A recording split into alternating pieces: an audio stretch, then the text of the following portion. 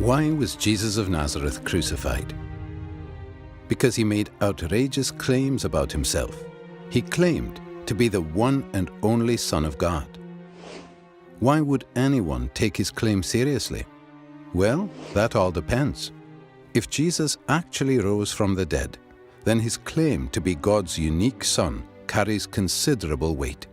On the other hand, if the resurrection never actually happened, then Jesus may be safely dismissed as just another interesting but tragic historical figure. Did Jesus rise from the dead? As we explore this question, we need to address two further questions. What are the facts that require explanation? And which explanation best accounts for these facts? There are three main facts that need to be explained: the discovery of Jesus' empty tomb, the appearances of Jesus alive after his death, and the disciples' belief that Jesus rose from the dead. Let's examine each of these. Fact number 1. The discovery that Jesus' tomb was empty is reported in no less than 6 independent sources, and some of these are among the earliest materials to be found in the New Testament. This is important because when an event is recorded by 2 or more unconnected sources, historians' confidence that the event actually happened increases. And the earlier these sources are dated, the higher their confidence. Moreover, the Gospels indicate that it was women who first discovered that Jesus' body was missing.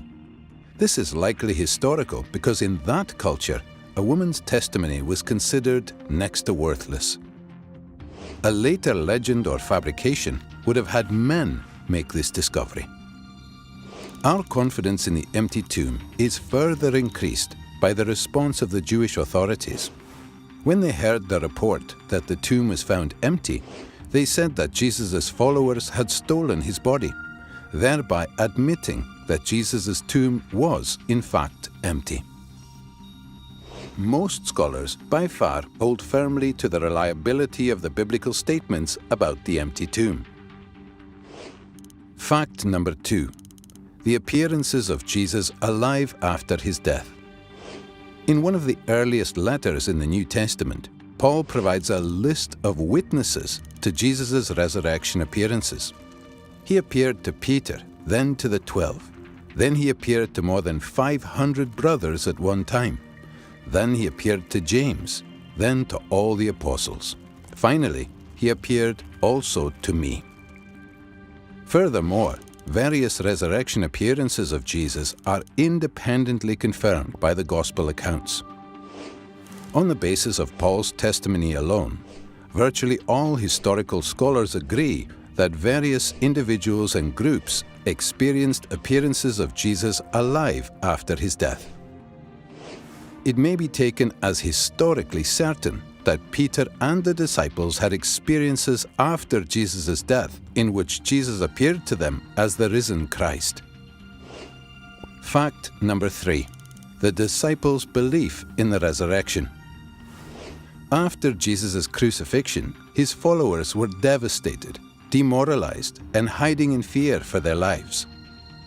As Jews, they had no concept of a Messiah who would be executed by his enemies, much less come back to life. The only resurrection Jews believed in was a universal event on Judgment Day after the end of the world, not an individual event within history. Moreover, in Jewish law, Jesus' crucifixion as a criminal meant that he was literally under God's curse. Yet somehow, despite all of this, the disciples suddenly and sincerely came to believe that God had raised Jesus from the dead.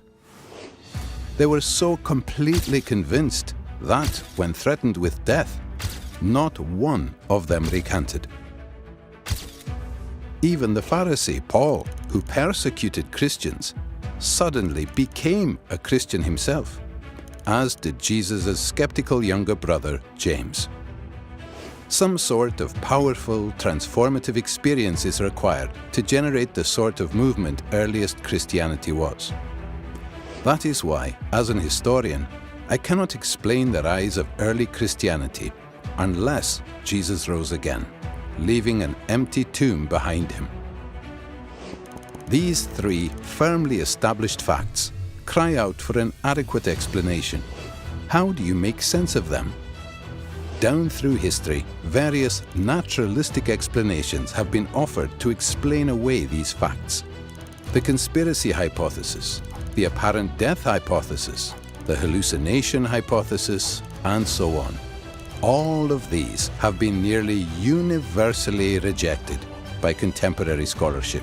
The simple fact is that there is just no plausible naturalistic explanation of these three facts. The explanation given by the original eyewitnesses is that God raised Jesus from the dead. If it's even possible that God exists, then that explanation cannot be ruled out. For a God who is able to create the entire universe, the odd resurrection would be child's play.